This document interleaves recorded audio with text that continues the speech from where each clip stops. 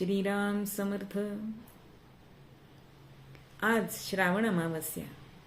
जसा मातृदिन या दिवशी साजरा केला जातो तसा पोळा हा सुद्धा सण आपल्याकडे साजरा करण्याची प्रथा आहे. कारण आपला भारत देश हा शेतीप्रधान आहे. जवळजवळ 70% व्यवसाय हा शेतीवरती चालतो आणि ह्या शेतीसाठी पूर्वीच्या काळी बैलांची खूप मदत होत असे. आज आपल्याकडे ट्रॅक्टर वगैरे निघाले, पण तरी सुद्धा गोमातेचा हा जो वंश आहे तो आपल्याला खूप मदत करत असे.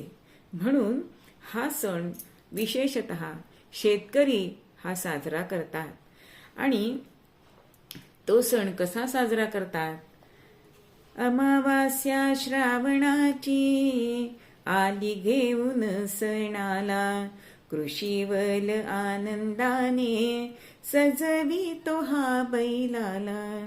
शिंगे रंगवितो धनी छान झुंबर शिंगाला, बांधे बाशिंग सुंदर गळा घुंगुराच्या माळ. बैल सजला सजला देवा पुढे उभा केला, त्याला वाजत गाजत घरी मिरवीत नेला. अशा तऱ्हेने शेतकरी हा त्याला सजवतो.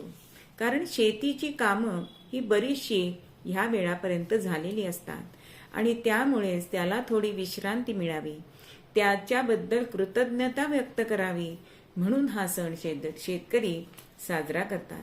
मग त्या दिवशी सुंदर सुंदर झुली त्यांच्या पाठीवर घालतात, त्यांच्या मिरवणुका निघतात, काही ठिकाणी बैलगाडा शर्यत निघतात आणि घरची गृहिणी ही बैलांना पंचारती घेऊन ओवाळते, त्यांच्या विषयी कृतज्ञता व्यक्त करते आणि शिवाय त्यांना पुरणपोळीचा नैवेद्य दाखवते, पुरणपोळी खायला घालते. असा हा सण हा बरेच ठिकाणी साजरा केला जातो. काही ठिकाणी तो आषाढ अवसेला साजरा केला जातो, काही ठिकाणी श्रावण अवसेला साजरा केला जातो, तर काही ठिकाणी भाद्रपद अवसेला हा पोळा हा सण साजरा केला जातो. म्हणजे आपली संस्कृती किती श्रेष्ठ आहे की प्राण्यांना सुद्धा देवतेचा मान देणं ही आपली संस्कृती आहे, हा आपला धर्म आहे.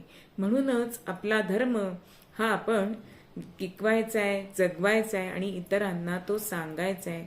अशा ह्या गोवंशाच्या पूजनाला पोळा असं म्हणतात. जय जय